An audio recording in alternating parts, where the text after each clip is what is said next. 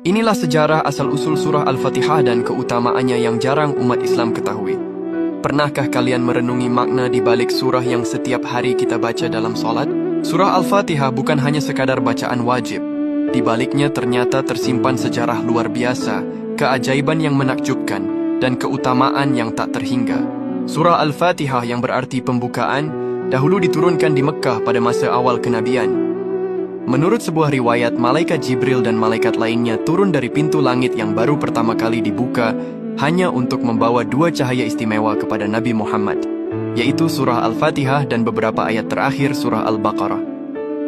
Saking agungnya surah ini, diriwayatkan bahwa iblis sampai menangis ketakutan saat Al-Fatihah diturunkan karena keberkahannya yang luar biasa. Surah Al-Fatihah dikenal juga sebagai ruqyah atau penawar segala penyakit. Dahulu ada kisah seorang sahabat yang berhasil menyembuhkan kepala suku yang sakit hanya dengan membacakan surah Al-Fatihah. Hal ini tentu menjadi bukti keajaibannya. Rasulullah pun membenarkan keampuhan surah Al-Fatihah ini sebagai obat dengan izin Allah.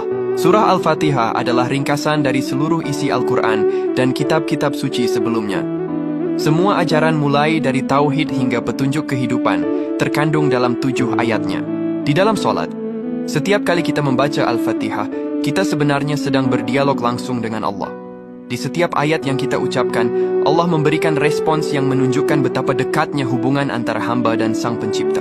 Surah Al-Fatihah adalah doa yang sempurna. Di dalamnya kita memuji Allah, mengakui kebesarannya, memohon pertolongan, dan meminta petunjuk ke jalan yang lurus. Setiap keinginan dan kebutuhan hidup manusia tercakup dalam 7 ayat ini.